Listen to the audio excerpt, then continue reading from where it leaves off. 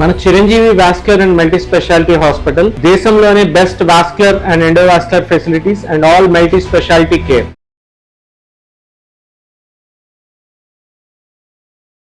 Hello everyone, welcome to Suman TV. Right now మనతో పాటు ఉన్నారు న్యాచురోపతి డాక్టర్ షగుప్తా గారు. మాట్లాడదాం కాన్స్టిట్యూషన్, మలబద్ధకంతోనే అనేక అనారోగ్య సమస్యలు అయితే మన దరి చేరుతూ ఉంటాయి.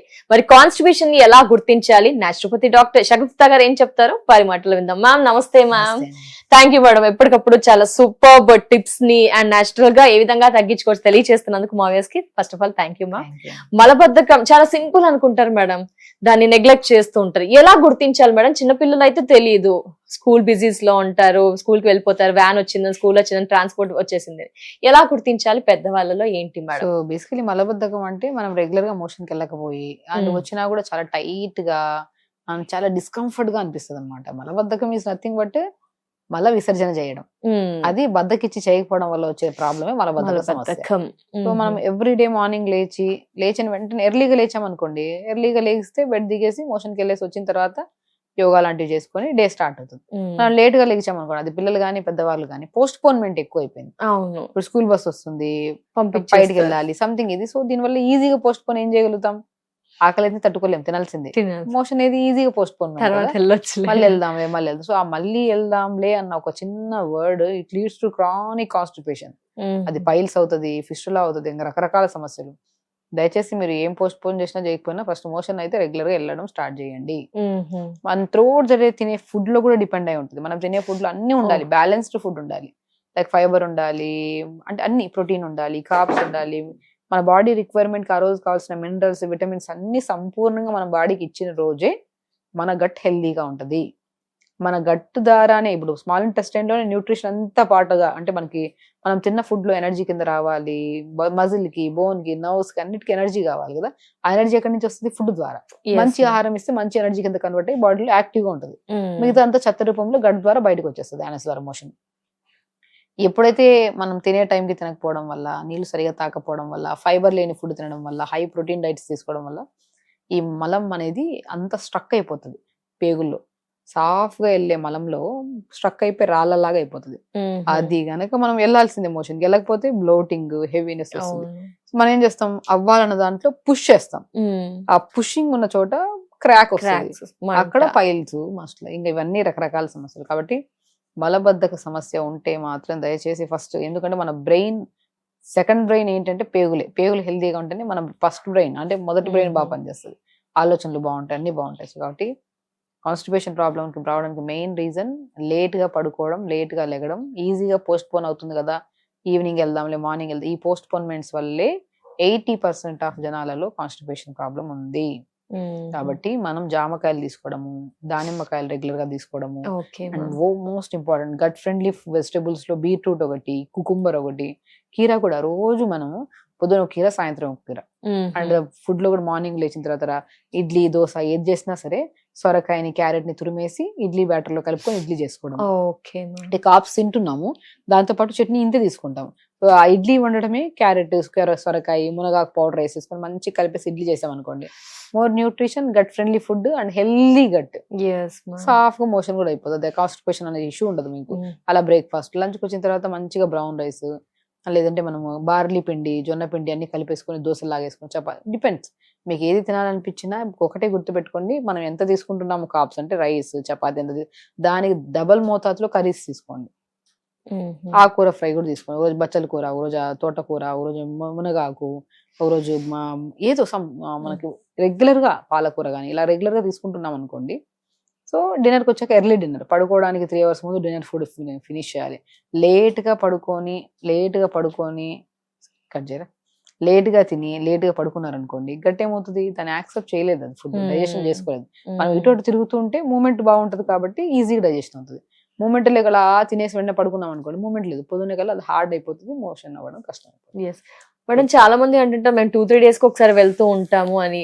అది మాకు అలాగే అలవాటు అని అంటారు. విలేజ్ నుంచి సిటీకి వచ్చిన వాళ్ళు, కొంచెం అలవాటు లేని వాళ్ళ, కొన్ని ప్లేసెస్ మారినప్పుడు. కానీ అది సమస్య అవుతుంది అంటారా మేడం ఫ్యూచర్ లో? చాలా అండి. ఈ మధ్య కాలంలో మన దగ్గరికి 1 week అయింది, మా అబ్బాయి మోషన్కి వెళ్ళి అని ఏమవుతుంది? ముఖం అంతా పింపుల్స్ వచ్చేస్తాయి, బాడీ నుంచి ఒక కైండ్ ఆఫ్ డిఫరెంట్ స్మెల్ వస్తుంది. హెయిర్ ఫాల్ నుంచి టోస్ వరకు ఏ రకమైన సమస్యలు రావడానికి మెయిన్ కారణం మన సెకండ్ బ్రెయిన్ కరెక్ట్ గా లేకపోవడం వల్ల. Second brain is nothing but gut clean గా లేకపోవడం వల్ల.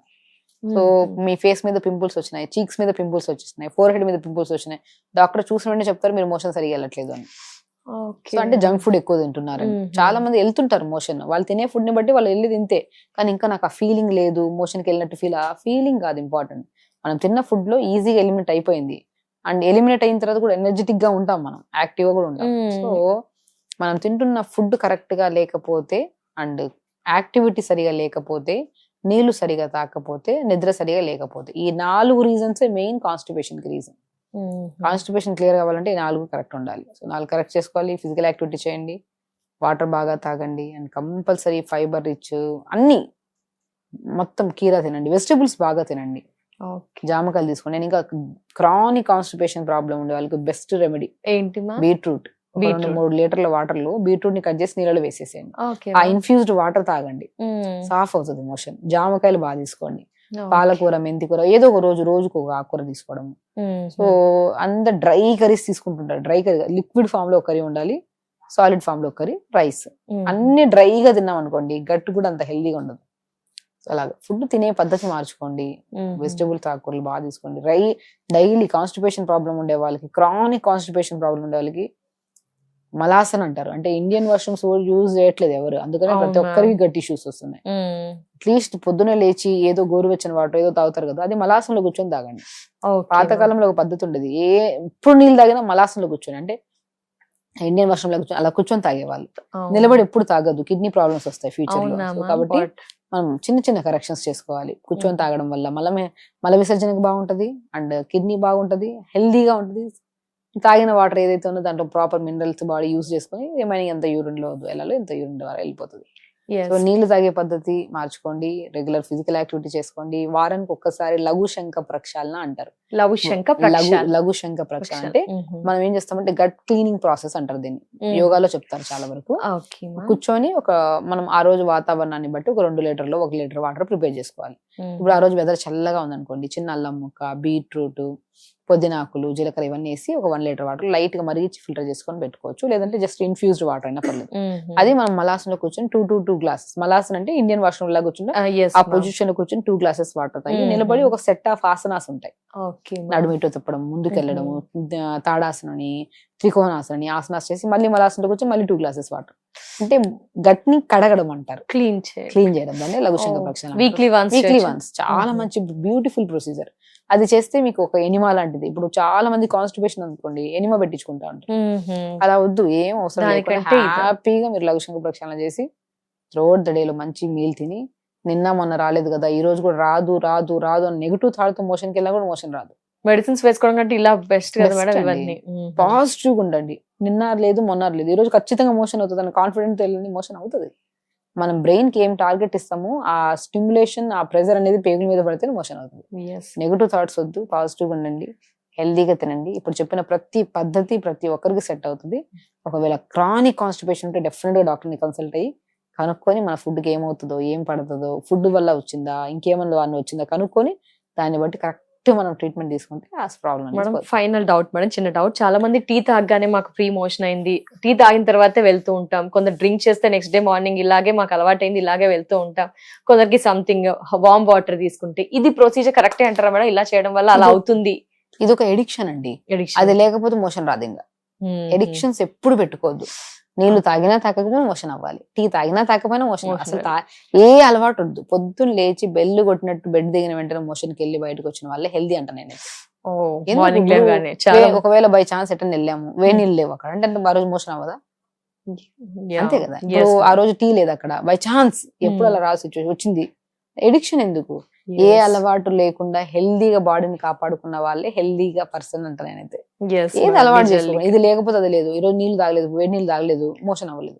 ఈ రోజు పొద్దున్న టీ తాగలేదు, మోషన్ అవ్వలేదు. ఈ రోజు పొద్దున్న సిగరెట్ తాగలేదు, మోషన్. ఇవన్నీ అలవాట్లు, వ్యసనాలు. ఇవన్నీ వాళ్ళకి. సో వ్యసనాలు ఏది ఎంత మంచి పద్ధతి, నీళ్లే కదా, వేడి నీళ్ళు తాగితే ఏమవుతుంది అనుకోవచ్చు. అది కూడా అలవాటు చేసుకోకండి. అలవాటు అనేది ఒక వ్యసనం. దాన్ని ఎప్పుడు ఏది వద్దు. పొద్దున్నే మలం క్లీన్ గా రెడీ అయి ఉంటది పేగులో, ఫ్లష్ అయిపోతుంది. మీరు దాన్ని అలవాటు చేసి అది చేసి ఇది చేసి అలవాటు చేసేస్తారు కాబట్టి మీరు అది తీసుకోకపోతే మోషన్ అవ్వన్నట్టు. స్లోగా అలవాటు మార్చుకోండి. రెగ్యులర్ ఎక్సర్సైజ్ చేయండి, నీళ్ళు బాగా తాగండి, డెఫినెట్ గా మీ ప్రాబ్లమ్స్ అన్ని సాల్వ్ అవుతాయి, నాట్ ఓన్లీ గట్ ఒకటే కాదు. Thank you so much madam. Thank you. నమస్తే మేడం.